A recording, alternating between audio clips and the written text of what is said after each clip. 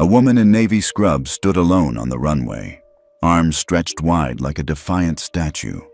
Behind her, a human chain of 50 travelers locked arms, refusing to move. A Boeing 737 screamed overhead, forced to abort landing.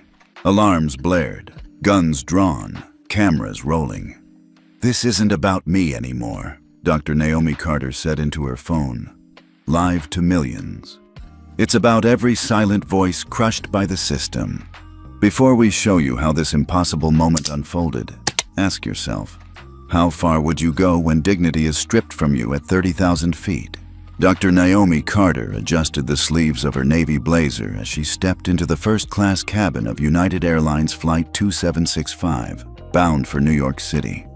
The leather seats gleamed under the ambient lighting, and a faint aroma of citrus-scented disinfectant lingered.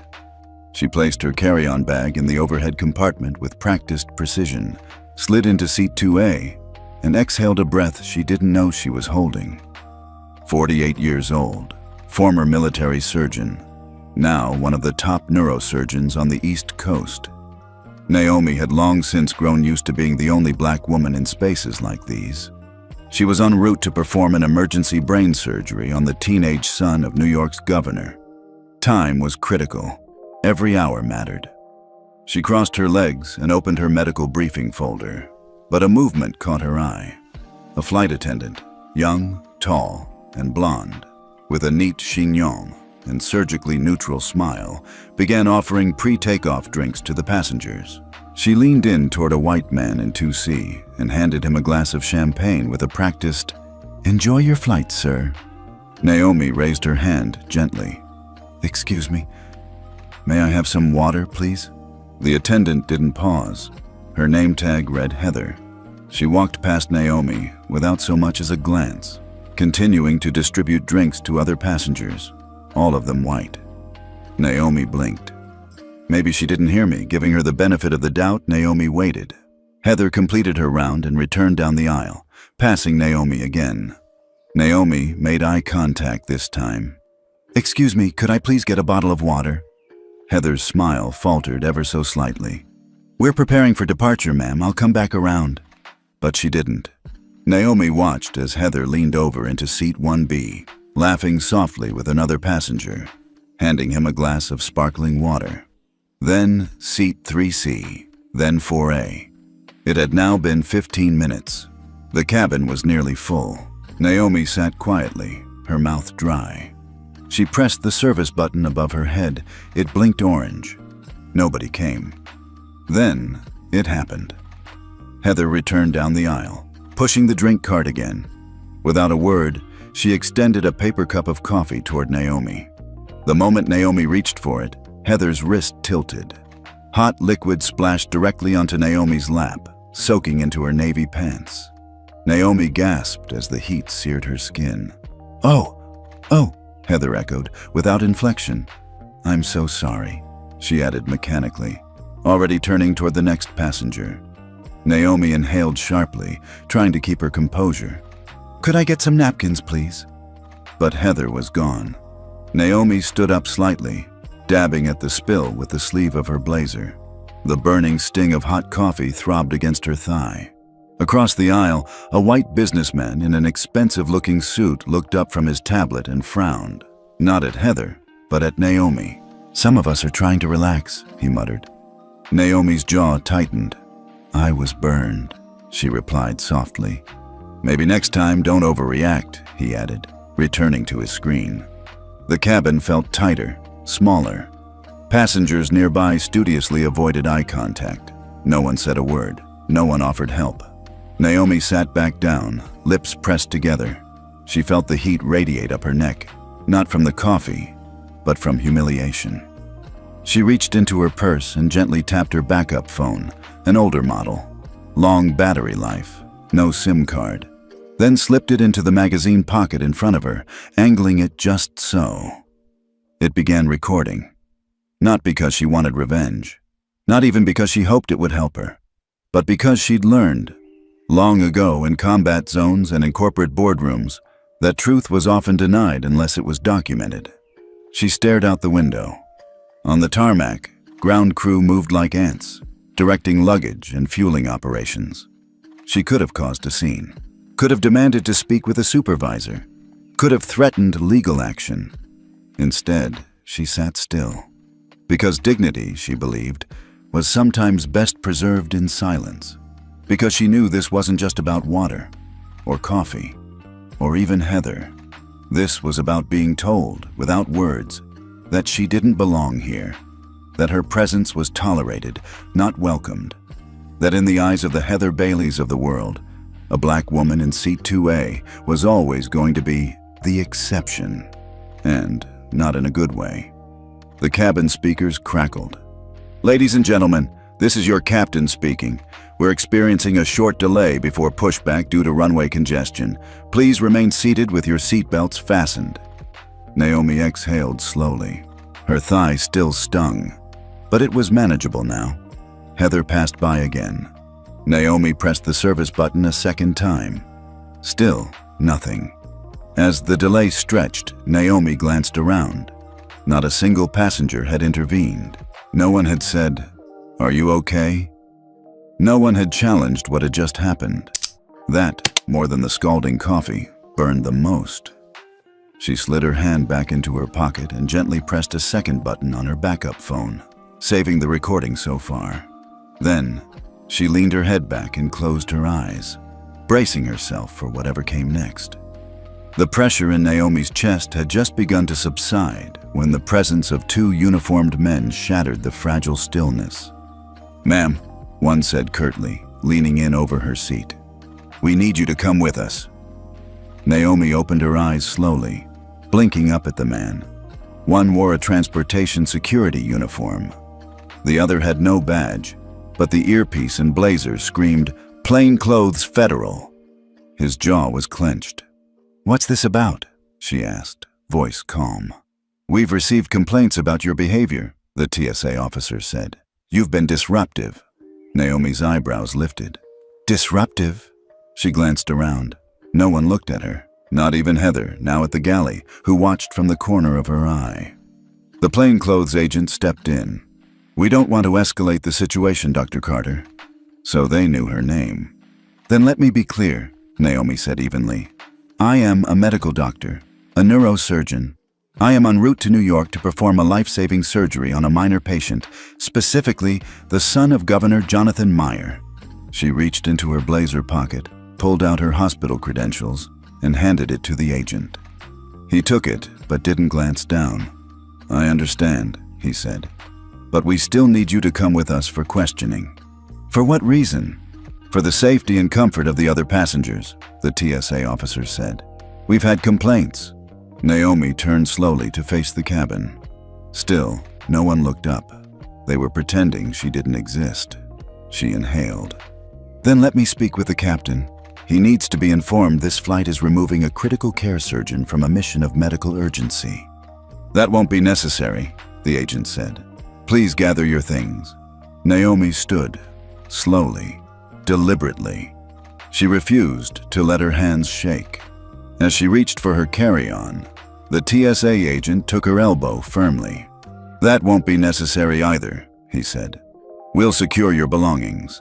She turned sharply to face him. "You don't need to touch me." He didn't let go. The walk down the aisle was excruciating. Her burned thigh ached with every step, but it was nothing compared to the sting of shame. She passed the man who had scolded her earlier.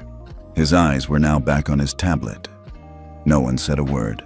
Not a whisper of protest, just a few stolen glances, pitying or indifferent.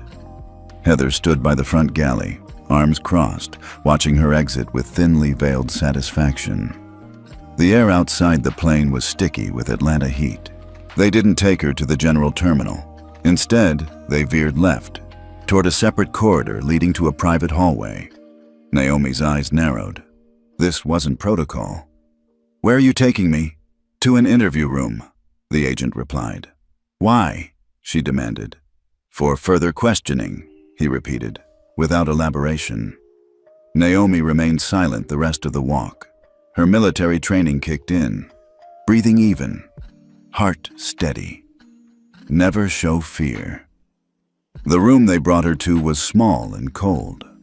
A folding metal chair sat opposite a laminate table. One camera in the corner blinked red. The walls were a pale institutional green. No windows, no clock.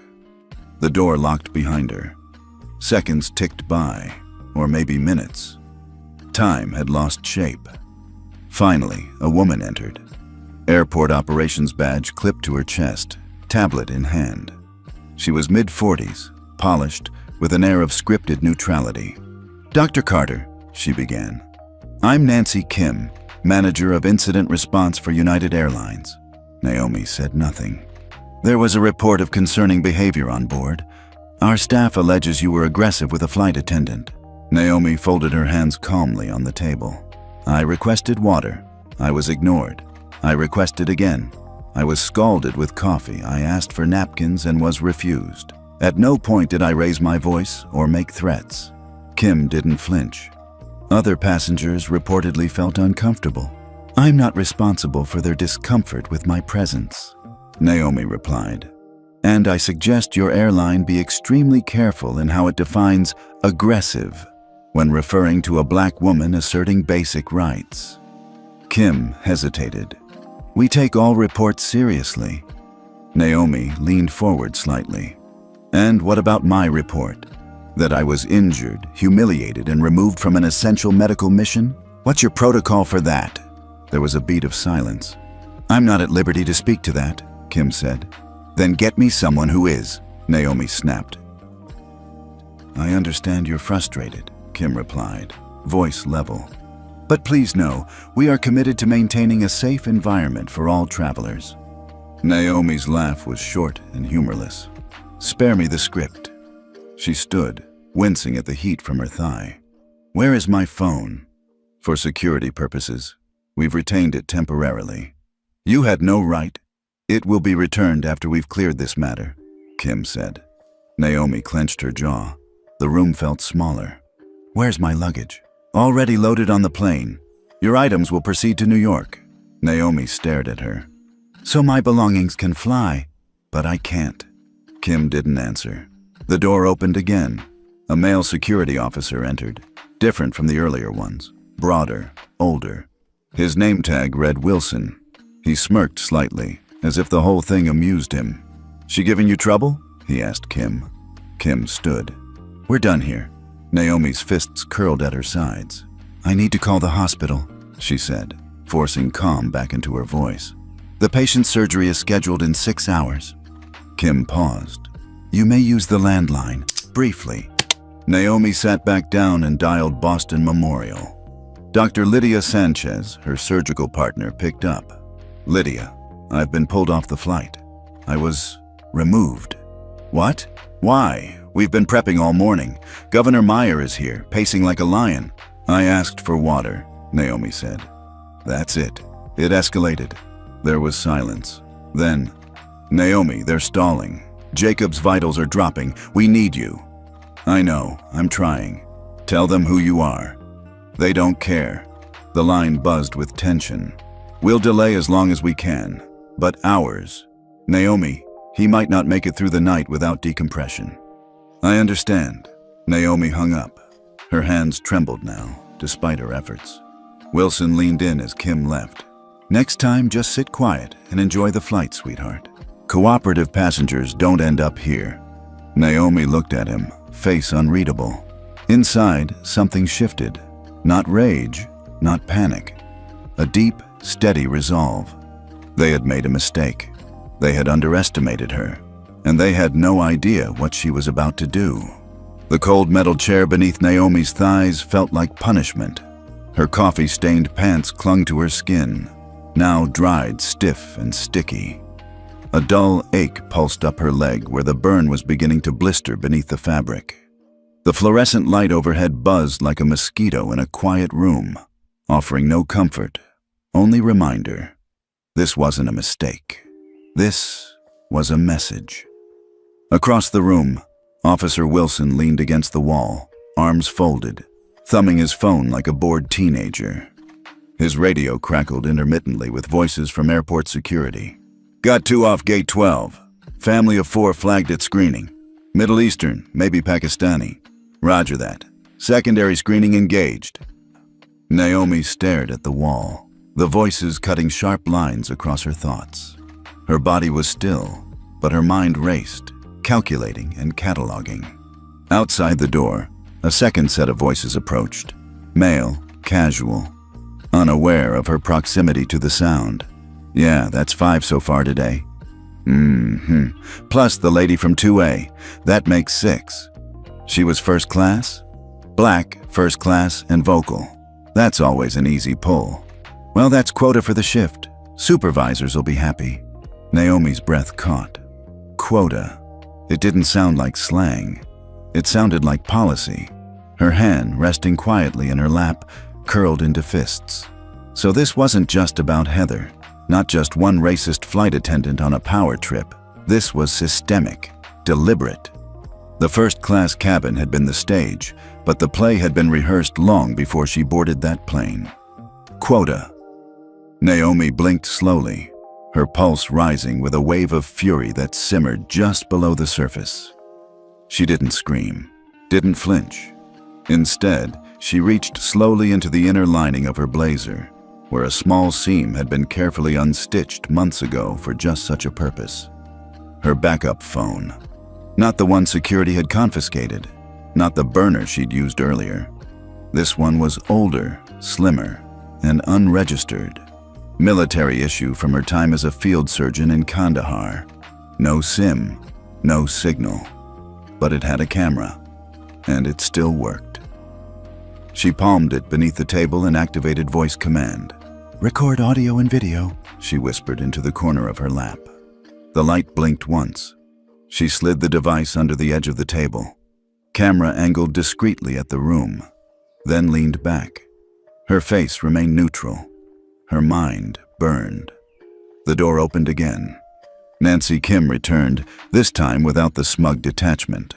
Her hair was slightly frizzed, her brow tight. Behind her, a younger man in a navy suit stood with a tablet. He didn't introduce himself. Dr. Carter, Nancy began, her tone clipped. "I want to assure you that we're looking into your concerns. I want my belongings," Naomi said, cutting her off. "Those will be returned upon completion of our investigation. I want my phone. We're within our rights to retain it for the moment." Naomi smiled, lips pressed tight. "And yet, I'm the one being treated as a threat." Nancy hesitated. "We're asking for your cooperation." "Do I look like I'm resisting?" Kim didn't answer. She turned to the man behind her and gave a subtle nod. The man stepped forward. "We've reviewed your record, Dr. Carter. Former Army surgeon, Silver Star for valor, currently Chief of Neurosurgery at Boston Memorial. That's impressive." Naomi said nothing. He continued, "Which makes this situation unfortunate. You understand we have to respond to any perceived disruption on our aircraft." Naomi narrowed her eyes. "Perceived? That's the key word, isn't it?" He shifted uncomfortably. "Tell me," she asked calmly, "what's your internal definition of disruption? Is it based on decibel levels, physical behavior, or the comfort of your staff when they see a black woman asking for equal service?" Neither of them responded. "I'm scheduled to operate on a 17-year-old boy tonight," she continued. "His condition is deteriorating. Every hour counts, and instead of flying, I'm being interrogated in a storage closet." Kim straightened. "You're not under interrogation, you're being held for review. Against my will. Temporarily." Naomi stood. Slowly. "Then let me be clear. The next person who tells me I'm being held temporarily without access to my personal belongings, without a phone call, and without legal counsel is going to meet my attorney and the governor of New York on live television." Kim blinked. The young man looked startled. Naomi took a step forward, her voice low and sharp. "I don't need to yell. I don't need to curse. But you're going to remember this moment for the rest of your career." They retreated without another word. The door shut, clicked. Naomi waited until she heard their footsteps disappear down the hall, then retrieved the phone from under the table. The device had caught everything. Clear audio, stable video, and just enough of the voices from outside to capture the words she couldn't stop hearing. Quota.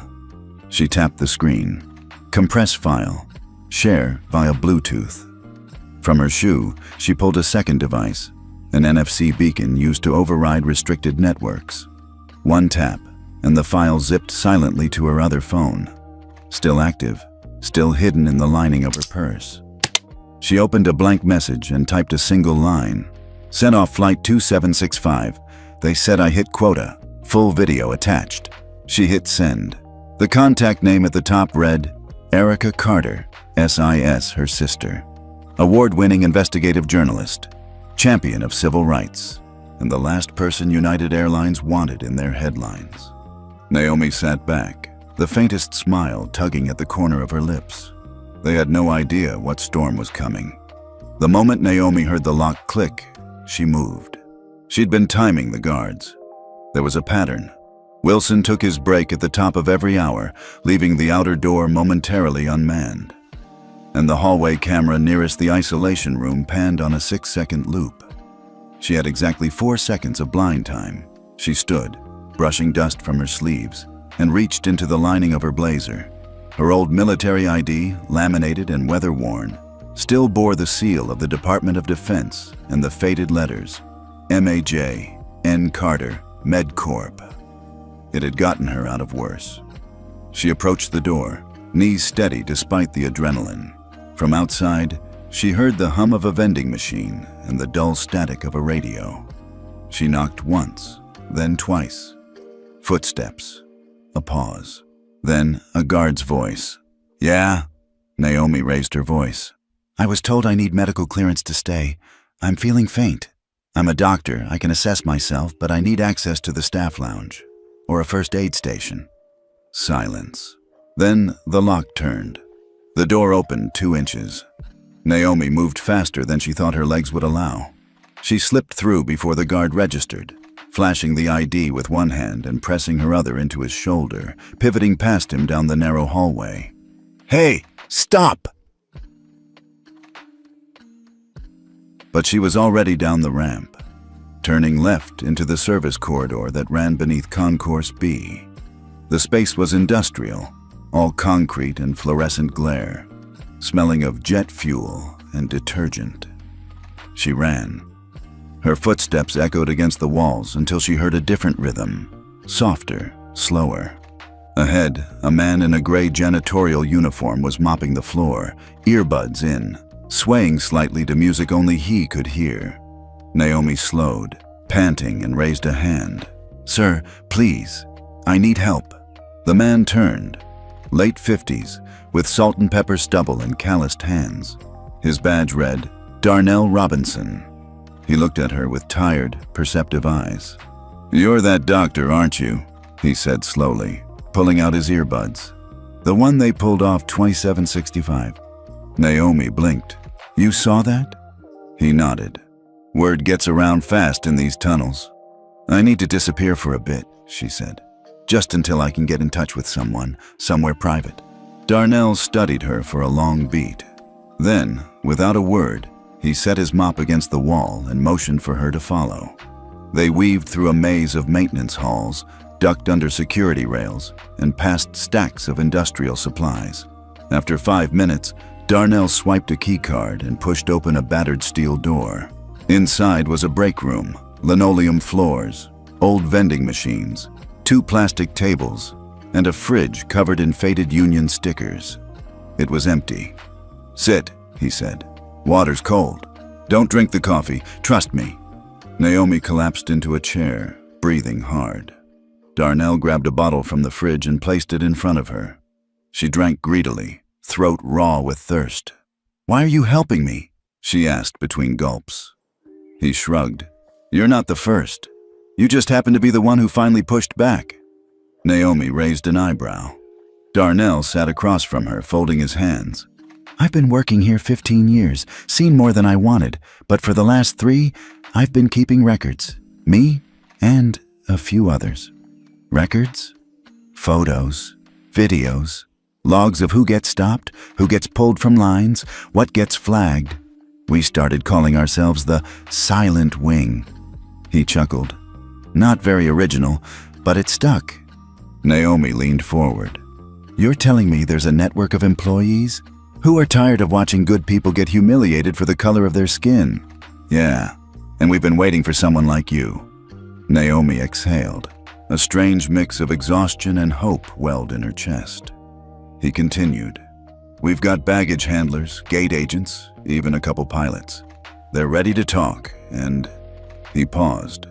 They've been preparing something big. Naomi's eyes narrowed. What do you mean? Darnell stood, opened a battered locker in the corner, and pulled out a folder. Inside were printouts, emails, spreadsheets, scanned documents. One showed a chart titled Cabin Profile Balancing, Q2 Targets. Another was an internal memo from United's regional director reminding staff to monitor first-class demographic distribution for passenger comfort. Naomi's stomach turned. How long have you had this? Years. But we never had a face. A moment. He leaned in. Until you. She ran a hand through her curls. Even if we go public, they'll spin it. Isolated incident, misunderstanding, overreaction. Maybe. Darnell grinned. Unless it goes live while every camera in the country is pointed right here. Naomi blinked. Why would they be? Darnell's smile widened. Because in 3 hours, CEO Thomas Garrison is landing at ATL for a press conference. Big PR rollout. New customer excellence initiative. Media outlets, investor reps. The works. Naomi stared at him. Twist. So, let me get this straight, she said slowly. The CEO of the airline that just dragged me off a plane is about to give a speech about how great their customer service is? Yep. And the press will be here?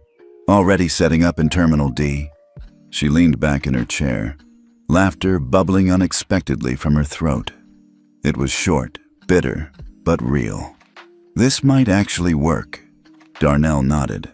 But we can't do it alone. You got anyone on the outside? Naomi pulled out her backup phone and showed him the last message sent. He whistled low. Your sister's that Erica Carter? Pulitzer finalist, investigative shark, and pain in the ass since age 12. Darnell grinned. Then let's build a fire big enough she can see it from DC. He stood and offered a hand. Welcome to the Silent Wing, Doc. Naomi shook it, and for the first time in hours, maybe days, she felt the weight on her chest begin to lift. Inside the dim break room, Naomi Carter sat hunched over a scratched plastic table, the glow of her backup phone lighting her face.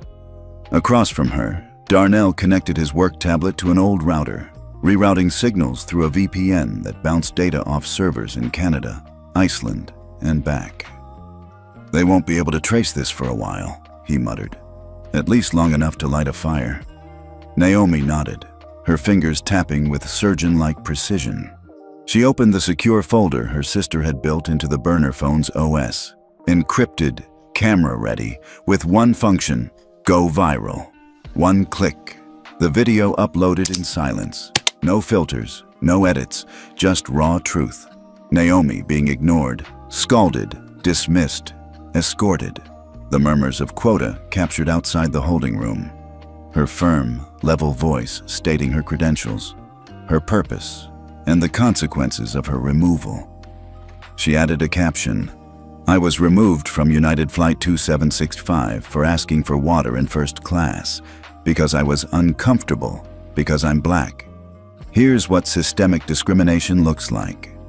Hashtag Air Justice. Now, Jet the Silent Wing. She hit post.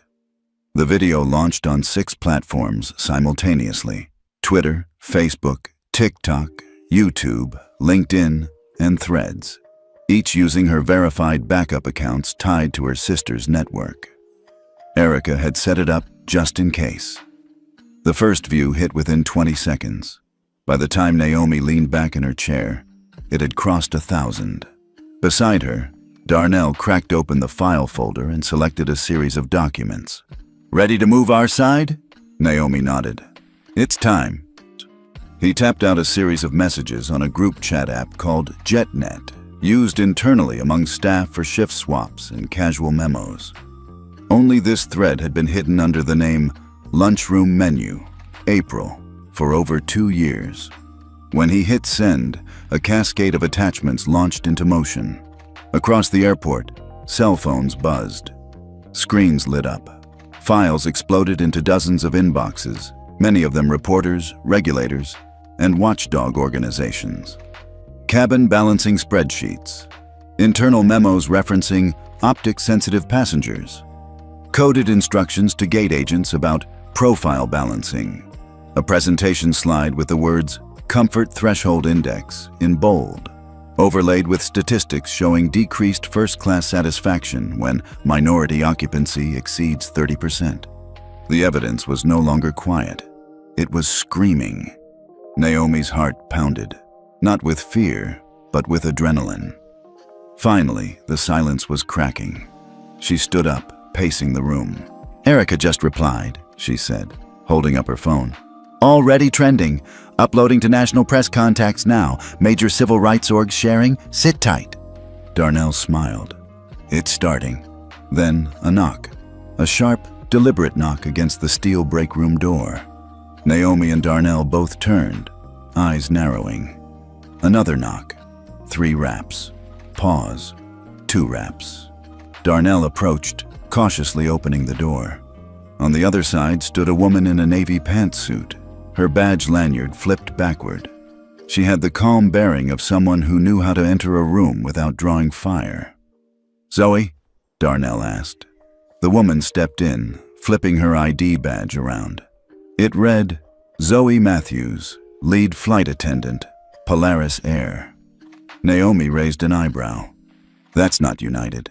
"It's their competitor," Zoe replied, lowering her voice.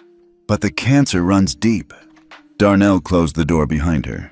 "You sure about this?" Zoe nodded and pulled a small thumb drive from her blazer pocket. "I've been documenting similar practices for almost 2 years. Profile tags, reassignment algorithms, internal memos disguised as passenger wellness metrics." She placed the drive on the table. "I want this out as badly as you do." Naomi picked up the drive, examining it. "Why now?" Zoe met her gaze. "Because I saw your video 10 minutes ago, and I realized, if I keep waiting for the right time, there will never be one." Naomi smiled. "Welcome to the silent wing." Darnell raised an eyebrow. "This makes it bigger than just United." "It already was," Zoe said. "We just didn't know how to prove it." They uploaded Zoe's files, labeled carefully in folders like diversity summary reports and board-level proposals. Together, the data painted a damning portrait that across multiple major airlines, passengers of color were being tracked, sorted, and selectively discouraged from premium experiences. Every part of the passenger journey, from check-in to lounge access to cabin assignments, was being manipulated by internal metrics with euphemisms like customer atmosphere index and visual balance ratios. It wasn't just systemic, it was strategic. Naomi's phone buzzed again. This time, it was Erica calling directly. Naomi put her on speaker. "Naomi, you just cracked 500,000 views. CNN just ran a lower third headline with your name. I've got 3 anchors texting me for interviews." Naomi felt her knees weaken, not from fear, but from awe. "It's happening." "Yes, but it's moving fast. The airline's already spinning. They're calling it an unfortunate misunderstanding, blaming individual staff." "Of course they are. You need more voices, more validation." Naomi turned to Darnell and Zoe. "Can we get more employees to speak out?" Darnell nodded. "Some are waiting for the green light. Give us an hour."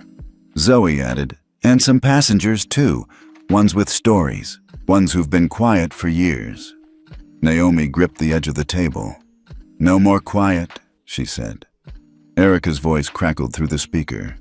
"We need a name, a rallying cry, something people can unify around."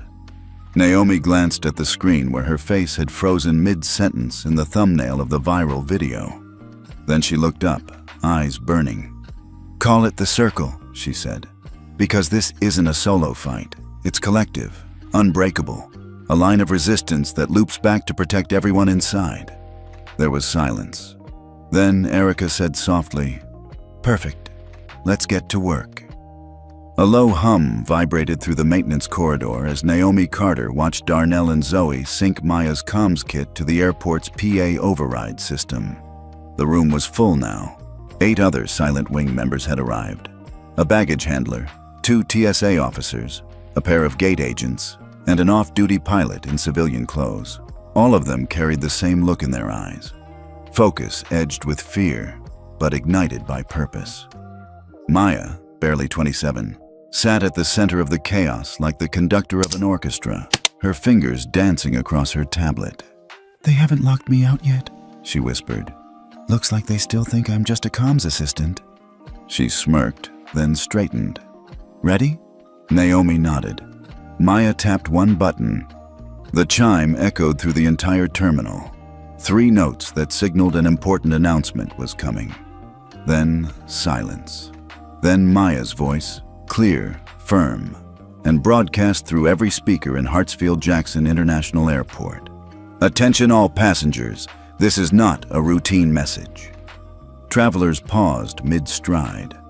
Parents stopped mid-diaper change. Businessmen looked up from laptops. The terminal, a hive of constant motion, slowed. If you have ever been pulled aside, detained, ignored, downgraded, or treated with suspicion during your time in this airport, if you've ever wondered whether it was because of your name, your accent, your skin color, your clothing, then we invite you to speak. Naomi's chest tightened. "We are gathering in Concourse B, Central Atrium. Your stories matter. The cameras are here now. The world is listening." Maya clicked off. Silence returned, heavy, expectant, and then the foot traffic shifted. From their surveillance screens, the Silent Wing could see it. Streams of passengers changing direction, heading toward Concourse B.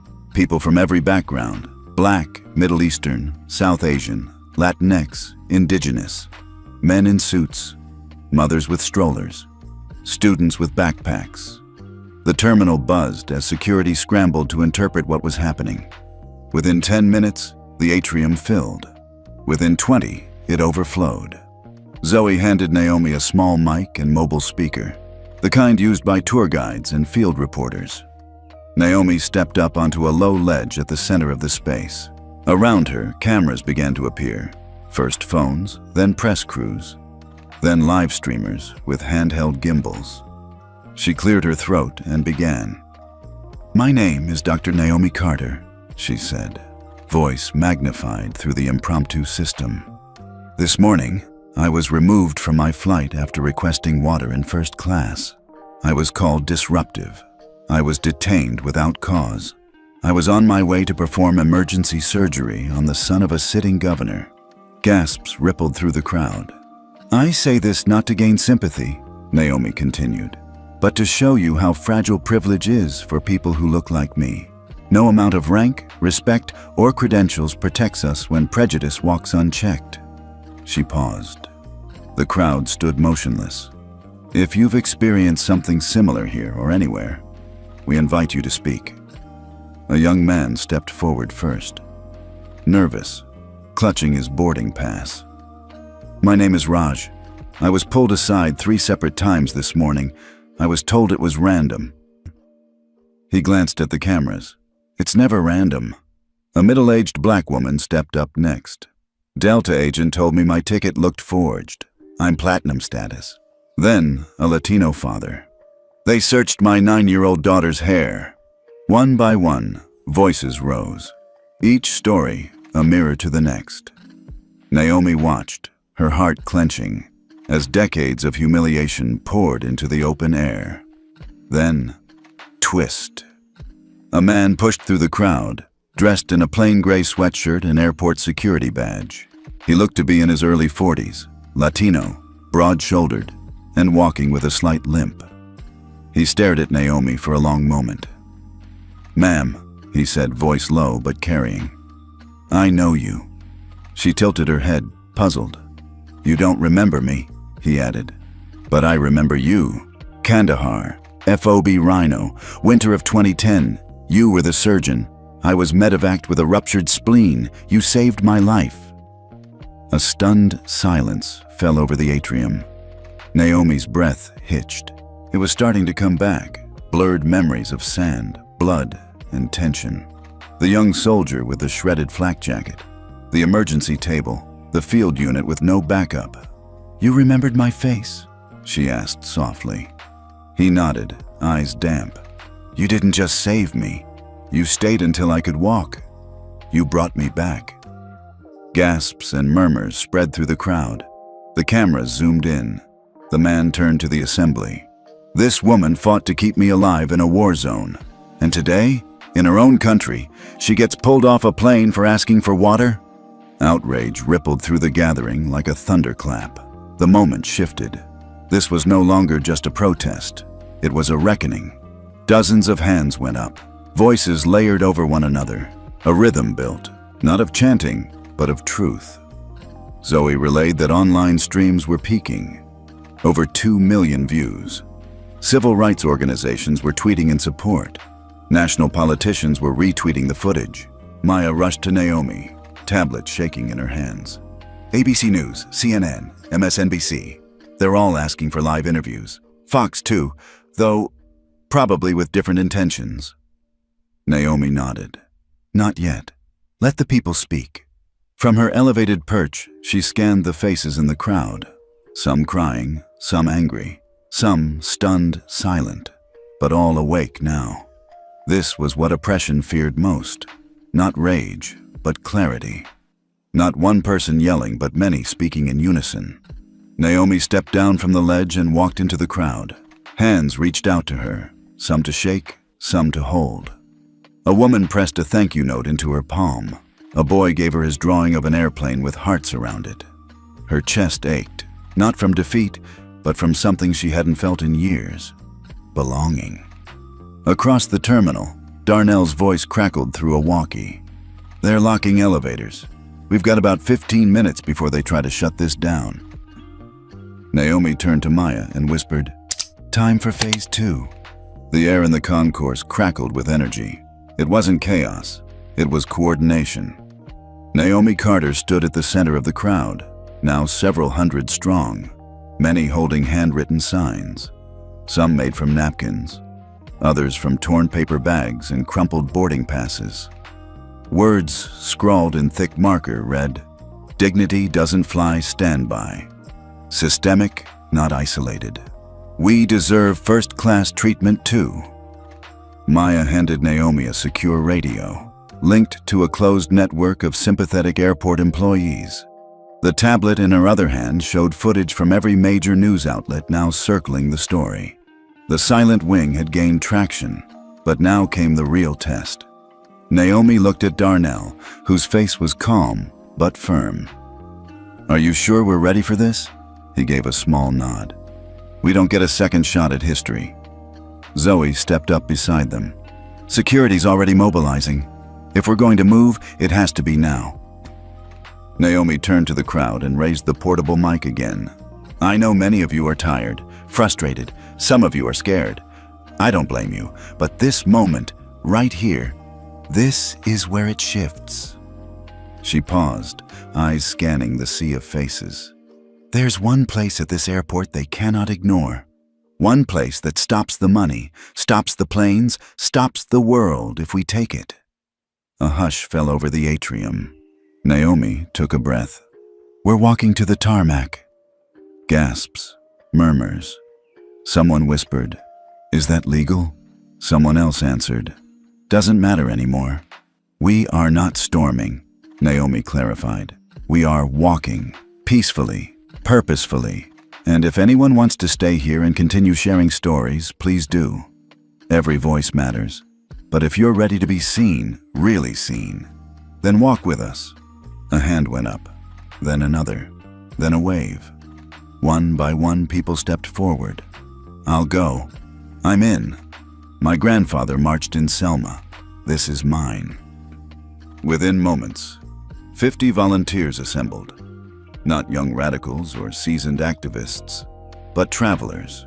grandmothers, off-duty nurses, a man in a three-piece suit, a teen in a hijab clutching her boarding pass like a badge. Naomi took the lead. They moved through the terminal, escorted by members of the silent wing who disabled security turnstiles and opened maintenance corridors. Darnell led them through a back hallway, bypassing TSA checkpoints. Zoe keyed in override codes that only supervisors should know. Maya monitored security chatter on her tablet, whispering updates through the radio. "We have 10 minutes before they reroute guards. Runway access door is clear." The corridor narrowed, dimmer now, walls lined with insulation and exposed wiring. The hum of turbines grew louder. At the end of the hall stood a heavy blast-proof door labeled "Authorized Personnel Only, Airside Access." Naomi turned to the group. "Once we step through, everything changes. No one has to come. No one will be blamed if they turn back now." No one moved. Then, the teen in the hijab stepped forward. "They can't ignore us all." Zoe swiped her stolen clearance badge. The light flashed green. The door groaned open. Blinding sunlight spilled in. The heat hit first, a wall of Georgia summer rising off the concrete. Beyond them, the runway stretched like an ocean of asphalt, shimmering with jet fuel haze. Planes taxied in the distance, their engines a low mechanical roar. The group moved in tight formation, like a living artery threading toward the heart of the system. Within 2 minutes, alarms blared from the tower. "Unauthorized access! Runway incursion!" Naomi didn't flinch. She walked calmly to the center line of a service road running parallel to runway 8R, the same strip where United Flight 2765 would have taken off. She turned. "Form the line." The 50 volunteers linked arms, shoulder to shoulder, forming a wide human barrier across the path. Darnell stood on Naomi's right, Zoe on her left. Media helicopters buzzed in the distance. Terminal windows filled with onlookers. Passengers pressing hands to glass, phones recording, mouths open in awe. And then the next twist came, not from the ground, but the air. Maya's voice came through the radio, trembling with shock. "You're not going to believe this. Listen to tower chatter." She patched through an open channel feed. "Atlanta Tower, this is Delta 309 requesting runway 9R instead. We won't fly over the protest." Another voice. "Copy that, Delta. American 127, holding pattern. Do you confirm reroute?" A pause. Then, "Confirmed. We stand with the protest." Naomi's jaw dropped. Zoe blinked. "Are they refusing to fly?" "Some of them are," Maya confirmed. "Flight crews, pilots, ground marshals. I think it's spreading." Then Maya sent a live update to Naomi's phone.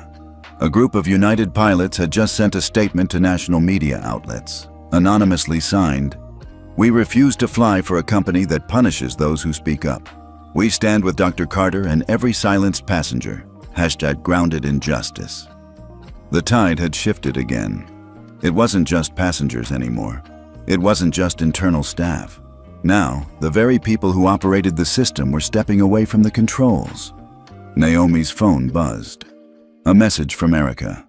"You just hit 5 million views. CEO Garrison is in the air right now. His plane is being rerouted. They're scrambling. Hold the line." Naomi lowered the phone, her throat tight with emotion. Zoe looked at her. "Are you okay?" Naomi nodded, barely. "I've waited my whole life for this kind of silence," she whispered. "The kind that comes right before change."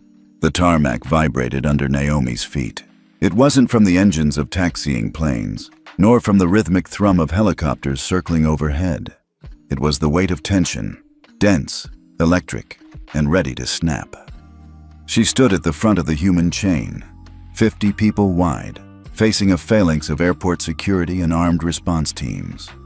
Riot helmets gleamed in the sun. Shields reflected distorted images of protest signs and upraised hands. Red dots from laser sights danced across chests and shoulders. A voice shouted through a megaphone. "You are trespassing on federally controlled airspace. Disperse immediately, or you will be arrested." No one moved. Naomi's pulse was steady, but the heat made her dizzy. Sweat pooled beneath her collar. Her burn from earlier had reopened beneath the layers of clothing, sending sharp jabs up her thigh. Still, she didn't flinch. Zoe leaned slightly toward her. "They're waiting for one person to make a mistake." Naomi nodded. "Then we give them nothing."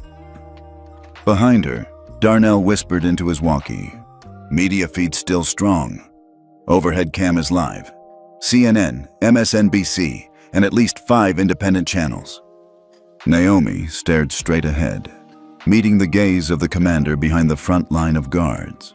His expression was unreadable, but his posture said everything. Stand down or be crushed. A second megaphone crackled. "This is your final warning. Return to designated terminals or face use of force." One of the volunteers, a middle-aged woman with silver braids, swayed slightly in the heat. Naomi reached to steady her, the contact brief but grounding. A child in the second row began to cry softly. His mother hushed him with a whisper. "You're brave. We're all brave." A ripple moved through the crowd, but no one stepped back. Then, without warning, a new figure emerged from the security line. A young man in a reflective vest stepped forward. His hands were raised, palms out. The name on his badge, T. Hernandez, gleamed in the sun. He reached to his chest, gripped his ID, and yanked. The lanyard snapped, fluttering to the ground. Gasps rippled through both sides. Another security worker followed, then a third. Each stepped forward slowly, deliberately, pulling off their identification, tossing aside their access cards. The commander barked something through his radio, but the movement couldn't be stopped. Within seconds, a full dozen employees had crossed the invisible threshold. Uniformed TSA, gate supervisors, even a runway marshal. They stood between Naomi's group and the armed response line. Then they linked arms. Naomi stared, stunned. "Twist." Zoe's voice caught in her throat. "They're defecting." "They're choosing," Naomi corrected softly. More followed. A man from the security line threw down his baton and walked forward, stripping off his gear as he joined the circle. Then a woman, her eyes shining with tears, placed her riot helmet gently on the ground and crossed over it. The commander shouted something unintelligible. The line of guards began to falter. A sound broke through the tension. Not an alarm, not a voice, but applause. From the terminal windows behind them, thousands of onlookers had begun clapping, pounding glass, cheering. Naomi turned. The entire concourse had become a stage. Passengers waving handmade signs, filming on phones, some simply pressing their hands to the windows in solidarity. Her radio buzzed. Maya's voice, urgent. "Tower just confirmed. Runway traffic is frozen. FAA put a hold on all inbound landings until this is resolved. That means CEO Garrison's plane is stuck in a holding pattern above ATL. He's circling, watching." Naomi looked to the sky. Somewhere up there, in first class, the man responsible for years of curated discrimination was watching his empire teeter on the edge. Naomi raised her mic again. Her voice was quiet, but the speaker carried it over the runway like wind. "Today, we don't stand against America. We stand for what it's supposed to mean." She paused. "We aren't here to burn anything down. We're here to build something better, with truth, with evidence, with unity." She turned slightly, addressing the security team that hadn't yet crossed over. "You were trained to protect order. But what happens when the system you're guarding is broken? What happens when silence causes harm?" Another uniform moved. Then another. It wasn't a stampede. It wasn't chaos. It was a moral gravity. And the weight was shifting. Naomi's radio buzzed again. Erica's voice this time. 6 million views, trending in 13 countries. CNN just cut to a full broadcast. They're calling it, "The Line Heard Round the World." Naomi lowered the mic. Her eyes closed for a moment. In her mind, she saw her father, telling her as a child that courage wasn't always loud. Sometimes it was just staying when you wanted to run. The air around her seemed to quiet. Then the rumble came again. This time, not from security. From behind, from the side gates, from the terminal doors, now pushed open by airport staff who had disabled internal locks. Hundreds more were joining. Employees from airlines, catering crews, ground staff, off-duty workers who had seen the live stream on break and rushed back. It wasn't 50 anymore. It was thousands, forming not one, but many lines, wrapping the runway like a cord of resistance. Naomi turned slowly, looking around. This wasn't a protest. It was a transformation, a groundswell, and it was just beginning. The roar of helicopter blades grew louder, chopping the thick August air into violent gusts that whipped Naomi's curls across her face. She didn't flinch. The protest line held firm, thousands of bodies forming concentric rings around the tarmac. Phones recorded, media drones hovered. The world was watching. From the south end of runway 8R, a matte black helicopter descended. Its landing gear touched down with the delicacy of a spider, though every inch of it radiated corporate aggression. The door opened. Out stepped Thomas Garrison, CEO of United Skies Airlines, architect of the Customer Excellence PR initiative, and the man whose decisions had quietly sanctioned a culture of racial exclusion for years. He was dressed for the cameras, navy suit, crisp white shirt, red power tie.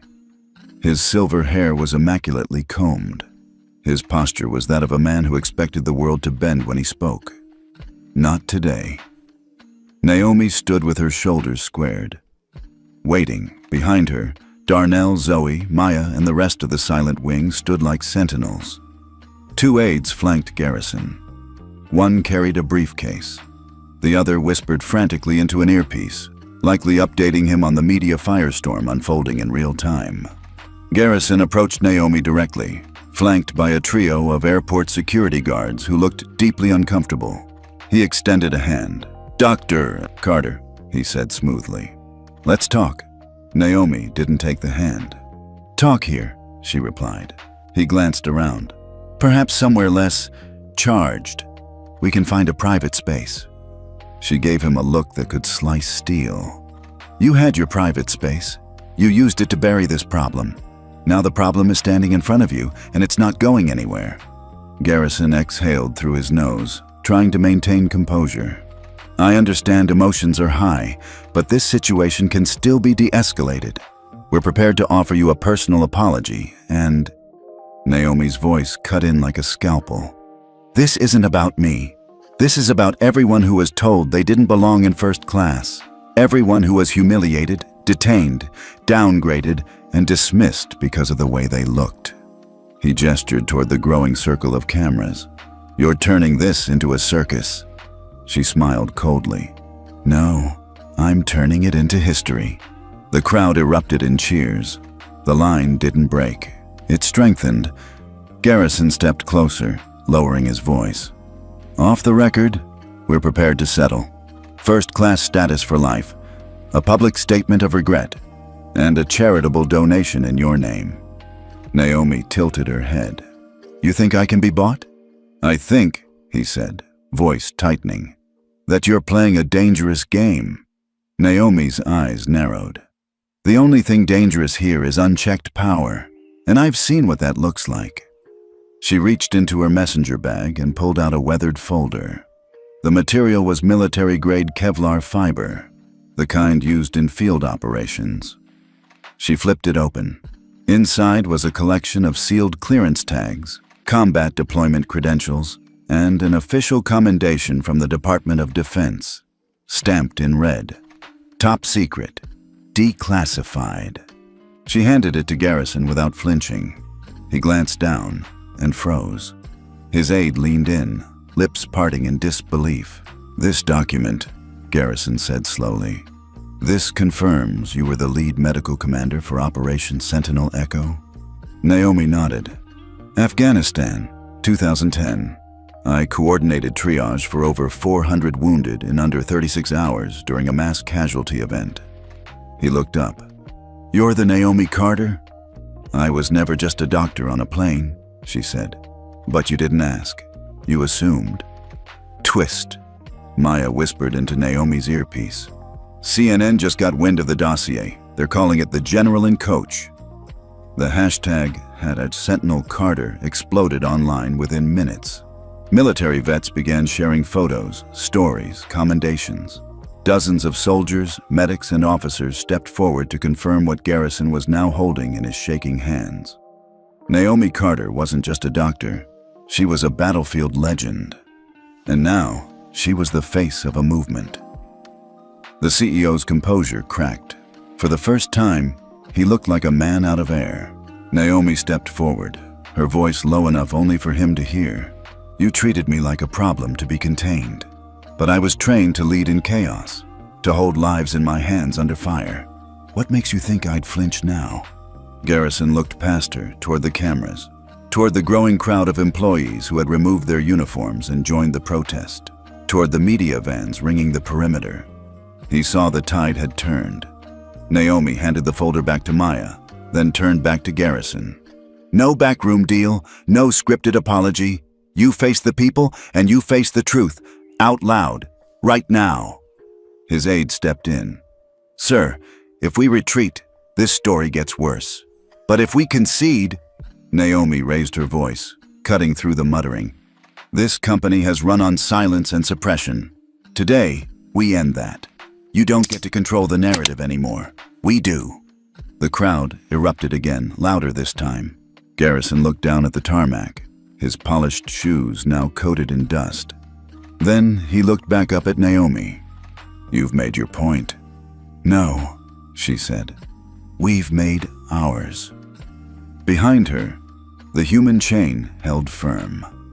In front of her, power finally flinched.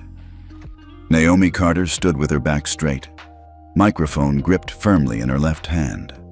The sky above the tarmac was a blinding canvas of heat and high noon sun, but the air buzzed colder than any winter war zone she'd stood in. Power had shifted. The world knew it. Thomas Garrison, CEO of United Skies, had retreated a half step, physically and metaphorically. The folder with Naomi's military dossier still trembled in his hands. His press aide whispered frantically, holding a phone up to his ear. His face was pale, not from heat stroke, but from reputational hemorrhage. Naomi turned slightly to face the cameras, now numbering in the dozens. Drones floated above like curious wasps. Maya's live stream counter ticked upward in real time. 19.3 million views, 19.7 million, 20.1 million. Naomi raised the mic, her voice low and clear. "This isn't a standoff anymore. It's a reckoning." She paused. The silence between her words was as loud as the crowd's anticipation. "We're not here to disrupt. We're here to restore. And to do that, we have 3 demands." The words carried across the tarmac, over the cameras, through every live stream, into living rooms, airport lounges, and headlines. "First," she said, "United Skies Airlines must issue a public, on-record acknowledgement of systemic discriminatory practices within their organization, at every level. No more euphemisms, no more phrases like isolated incidents or misunderstandings. Name it: racism, discrimination, policy-enabled prejudice." A murmur rippled through the line. Naomi didn't stop. "Second, a full independent audit of all operational protocols, hiring, ticketing, seating, security. The findings must be public. The reform plan must be binding." The reporters started scribbling faster. "Third," she said, pausing for effect, "complete immunity and protection for every employee, contractor, and protest participant who stepped forward today. No retaliation, no terminations, no blacklisting." She let the words settle like dust after a battle. Then, "Without these 3 guarantees, we hold the line. Indefinitely." Cameras clicked. Phones buzzed. Tweets flew. The pressure built like a wave at sea. Naomi turned slightly, looking at Garrison. His mouth was a tight line. "You're threatening an entire industry with shutdown." Naomi held his gaze. "We're offering a lifeline before it sinks itself." A nearby reporter shouted, "Dr. Carter, are you speaking on behalf of a union or advocacy group?" Naomi turned to the crowd. "I speak for passengers. I speak for every crew member too afraid to report what they've seen, for every child who's been pulled aside, every grandmother who's been talked down to. This isn't politics. It's dignity. The clapping started, soft at first, from the terminal windows, then louder, from inside the protest circle, and soon it echoed across the runway like applause in a stadium. Then came the twist. Maya's tablet pinged with a high-priority notification. Her eyes widened. She rushed to Naomi. "You're not going to believe this." Naomi arched an eyebrow. "Try me." Maya held up the screen. On it, a breaking news alert scrolled in bold letters. White House issues statement. Presidential Civil Rights Task Force en route to Atlanta to oversee airline protest resolution. Naomi blinked. "What?" Zoe leaned in. "They just sent a federal delegation?" "Yup," Maya confirmed. 4 members of the Department of Transportation, 2 from the Office of Civil Rights, and a deputy press secretary. Landing at ATL in less than an hour. Twist 10, delivered. Naomi exhaled sharply. "That means they're not just watching." Darnell grinned. "They're scared it might spread," Zoe added. "This isn't just your moment anymore, it's everybody's." Naomi turned back toward Garrison, who now looked like he was aging and fast forward. His phone buzzed again. His aide mouthed something. "The board!" Maya's earpiece crackled. "Multiple airlines issuing solidarity statements, Delta, JetBlue, even Air France. They're distancing themselves from United." Then another ding. Maya's eyes went wide. "Stock's down 18% in the last 3 hours." Garrison looked up from his phone, voice tight. "You're tanking my company." Naomi stepped forward. "No, Mr. Garrison, your company tanked itself. We're just shining a light on it." Another aide rushed to his side. "We need a statement now, something strong, reassuring." Garrison looked at Naomi, then at the crowd, then at the cameras. He was calculating, cornered, and out of corporate choreography. Naomi raised the mic one more time. "We are not here to humiliate," she said, "but we will not be gaslit. The evidence is on the screen. The stories are recorded. The pain is documented. The only question left is, what are you going to do about it?" Behind her, a projection screen, rigged by Maya's team, flickered to life. On it, screenshots of internal airline emails cycled, seating algorithms with coded language, TSA profiles linked to racial indicators, staff complaints that were ignored. The evidence was undeniable, and the world saw it all. The helicopters swirled above. The delegation jet was already descending toward a nearby private runway. The cameras stayed trained on Naomi, the woman who'd walked off a plane and into a movement. Thomas Garrison looked at the line of protesters, some sunburned, some exhausted, all unflinching. Then he looked at Naomi. "We'll draft the statement," he said at last, voice hoarse. Naomi nodded. "And you'll read it. Not your team, not your spokesperson, you." He hesitated, then nodded again. The deal had not been struck in a boardroom. It had been struck on asphalt, under a punishing sun, in front of millions. Naomi lowered the mic. Behind her, the protesters didn't cheer. They simply stood taller. The tarmac had never seen such silence. It wasn't the absence of noise. It was the collective breath held between history and whatever would come next. The heat shimmered across the concrete, distorting shadows of reporters, employees, passengers, and protesters alike. Overhead, drones hovered. Network cameras rolled. And at the center of it all, under a makeshift canopy hastily erected by airport staff, stood a folding table with 3 documents, 2 pens, and 1 final decision. Thomas Garrison adjusted his cufflinks, though they were already perfect. His face betrayed the exhaustion of someone used to control, now forced to relinquish it under unrelenting global scrutiny. The White House task force stood beside him, stone-faced, having arrived only minutes earlier to witness, not advise. Naomi Carter stood across from him, arms crossed, posture calm but unbending. Darnell, Maya, and Zoe flanked her like bookends of justice. Behind them, the protest lines remained, some seated now, many dehydrated, but all holding fast. The agreement had been drafted under federal observation, with input from civil rights lawyers flown in mid-protest. The language was specific, binding, and publicly recorded. Clause 1. Formal admission of systemic discriminatory practices within United Skies Airlines. Clause 2. Immediate commencement of an independent audit with full transparency and media oversight. Clause 3. Legal protection for all protesters, employees, and whistleblowers involved. No redactions, no settlements in silence. A press microphone crackled nearby. "This is Thomas Garrison, CEO of United Skies," he began, voice flatter than his usual media-trained charm. "I am here today to acknowledge the failures of our company in upholding principles of equity and dignity for all passengers." He paused, his throat tightening. "We failed our customers, we failed our staff, and we failed the ideals we claim to represent." Naomi's gaze didn't waver. Garrison looked down at the agreement. His hand trembled slightly as he took the pen. Click. With a single signature, the weight of denial collapsed. The dam broke. Applause rippled. Not thunderous, not celebratory, but firm. Affirming. Like the low hum of a heartbeat returning after a rest, reporters surged forward. Cameras clicked like automatic fire. Someone shouted, "Dr. Carter, do you have a response?" Naomi stepped up to the mic. "This moment is not a victory," she said.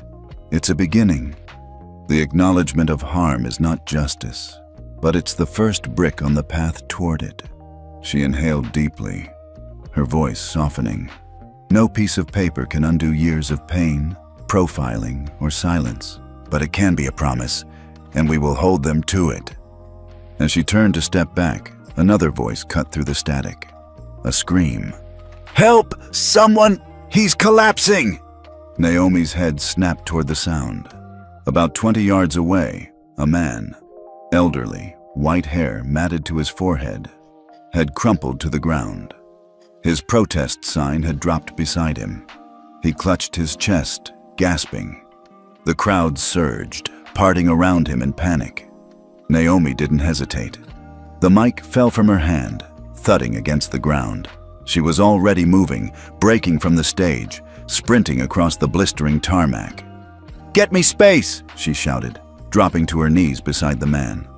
Maya radioed for paramedics, but Naomi knew they'd take too long. She checked his pulse, rapid, thready, skin pale, sweating heavily. Classic signs.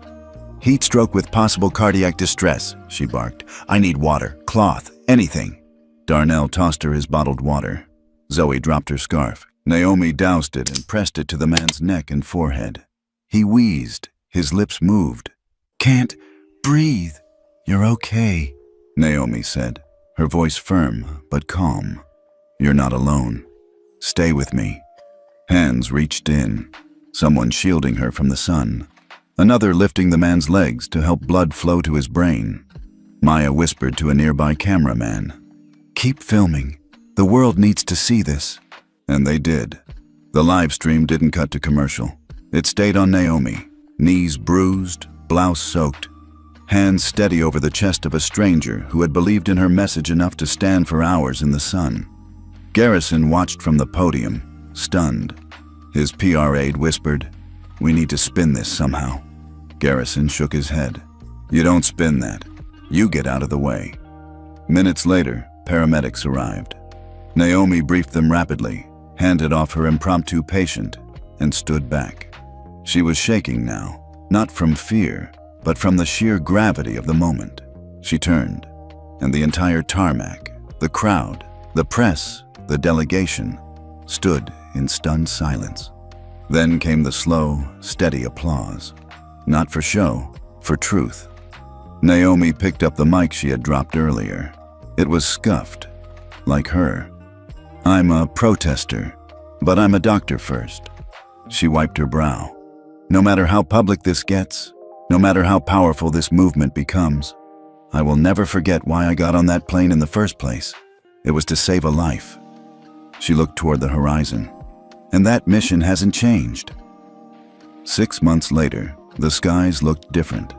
Inside the grand ballroom of the National Aviation Policy Summit in Washington, D.C., a sea of Navy suits, polished heels, and glossy name badges filled the hall. Airline executives, regulators, civil rights advocates, reporters, lobbyists. Some came curious, some came nervous. Most came because they had no choice. On the central stage, behind a sleek podium bearing the seal of the United States Department of Transportation, stood Dr. Naomi Carter. Her hair was pulled back into a neat twist. Her blazer bore the insignia of the United States Commission for Air Justice, a brand new federal body born from protest, pressure, and the fire of a runway that had once been shut down by truth. She cleared her throat, glancing once at the rows of familiar faces. Darnell in the third row, now Director of Airport Ethics Training. Zoe beside him, representing the International Flight Attendants Union.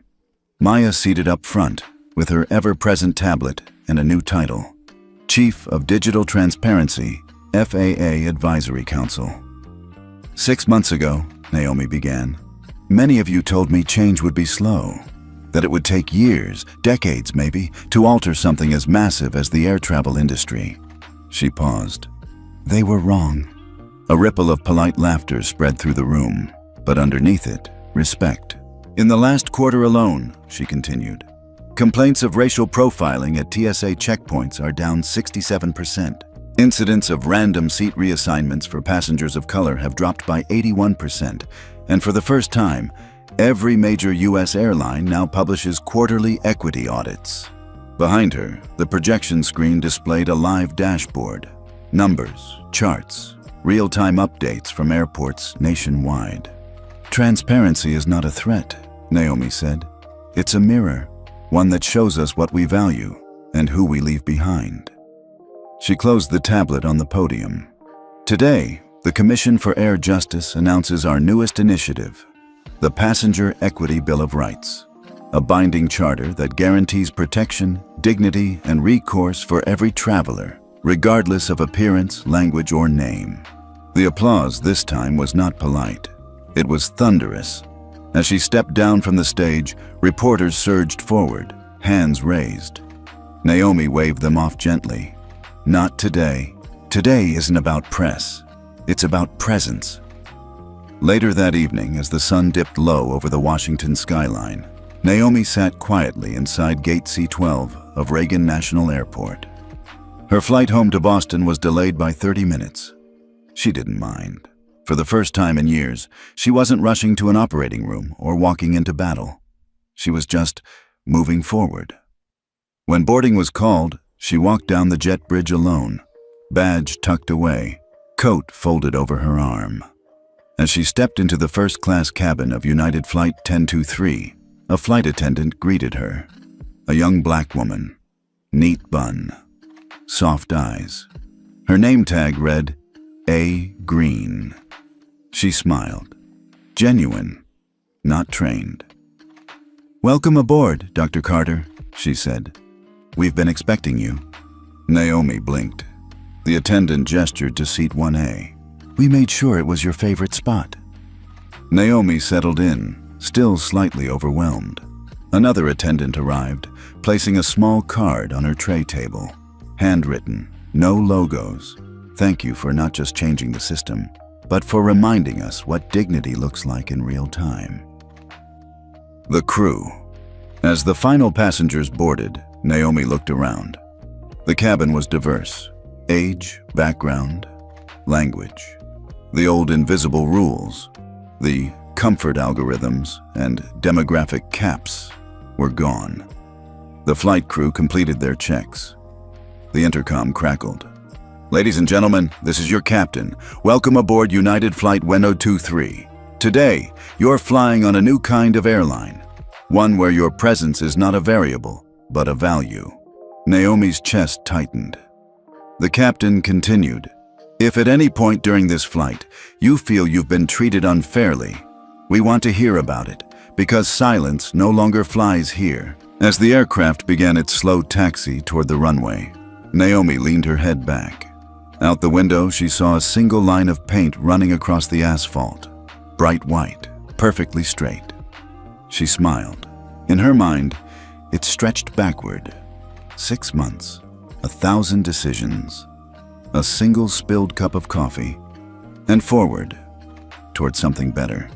Just before takeoff, a final figure approached. It was the lead attendant again. She knelt slightly beside Naomi's seat and whispered, "Not for the cameras, not for PR, just for her. Welcome back, Dr. Carter." She paused, eyes wet with gratitude. "Thank you." The wheels lifted, and for once, Naomi let herself rest.